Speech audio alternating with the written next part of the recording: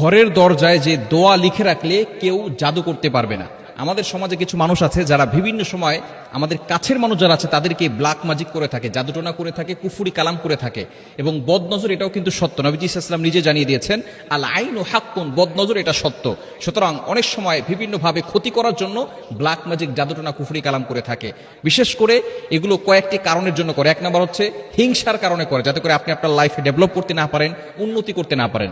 দ্বিতীয় নম্বর হচ্ছে শত্রুতার কারণে করে, আপনার সাথে দুশ্মনী হয়েছে, কোনো কথা কাটাকাটি হয়েছে, বাস আপনাকে ক্ষতি করবে, বিভিন্নভাবে আপনাকে অসুস্থ করে ফেলবে, যাতে করে আপনি আপনার লাইফে ডেভেলপ করতে না পারেন, উন্নতি করতে না পারেন। এবং বিশেষ করে অনেক সময় দুশ্মনী করে, শত্রুতামি করে এই ধরনের কাজ করে। এই জন্য আমাদেরকে অনেক সময় সতর্ক থাকতে হবে। কি কি লক্ষণ দেখলে বুঝবেন যে আপনার উপরে ব্ল্যাক ম্যাজিক করা হয়েছে, এটা একটু বলে দেই, তারপরে আমি সেই আমলগুলোর কথা বলে দিব। এক নাম্বার হচ্ছে স্বামী স্ত্রীর ভিতরে ঝগড়া লেগে থাকে। দেখবেন স্বামী স্ত্রীকে দেখতে পারে না, স্ত্রী স্বামীকে দেখতে পারে না, অলওয়েজ ঝগড়া লেগেই থাকে, একজন আরেকজনের কথা সহ্য হয় না, সন্তান পিতামাতার কথা শুনতে পারে না, পিতামাতার কথা সন্তান শুনতে পারে না, বিভিন্ন ধরনের অসহ্য ফিল হওয়া এবং বিভিন্ন সময় অসুস্থ হয়ে থাকা। দুই নাম্বার হচ্ছে একের পর এক অসুস্থতা আছে, একবার মা অসুস্থ হয়ে যায়, একবার বাবা অসুস্থ হয়ে যায়, আর মার সবসময় অসুস্থতা লেগেই থাকে।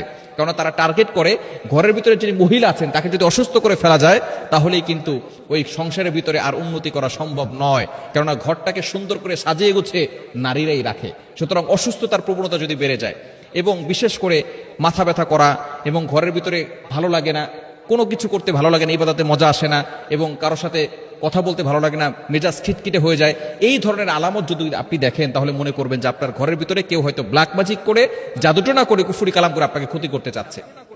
এজন্য আপনার ঘরের দরজায় এই আয়াতগুলো লিখে সেখানে টানিয়ে রাখবেন। বিশেষ করে ঘরের ভিতরে এগুলো টানিয়ে রাখবেন, অথবা এগুলোকে কাগজটাকে ভালো করে লেখার পরে সেই কাগজটাকে ভালো করে পেঁচিয়ে তারপরে সেখানে কোনো জায়গায় রেখে দিবেন।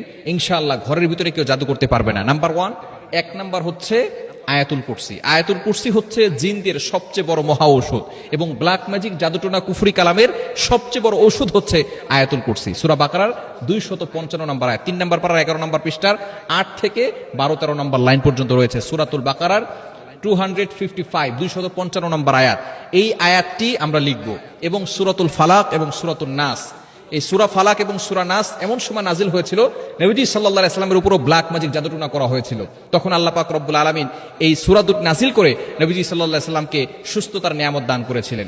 সুতরাং আয়াতুল কুরসি লিখব এবং সূরা ফালাক, সূরা নাস, সূরা ইখলাস লিখতে পারেন এবং সূরা বাকারার শেষ 2টি আয়াত, এগুলো যদি আপনি লিখে আপনার ঘরের দরজার আশেপাশে রাখতে পারেন, ইনশাআল্লাহ কেউ আপনার ঘরের ভিতরে ব্ল্যাক ম্যাজিক ঢুকাতে পারবে না, ঢুকালেও তাদের কোনো কাজে সফলতা অর্জন করতে পারবে না। এবং অবশ্যই যদি এই ধরনের কোনো সমস্যা হয়ে থাকে তাহলে আমরা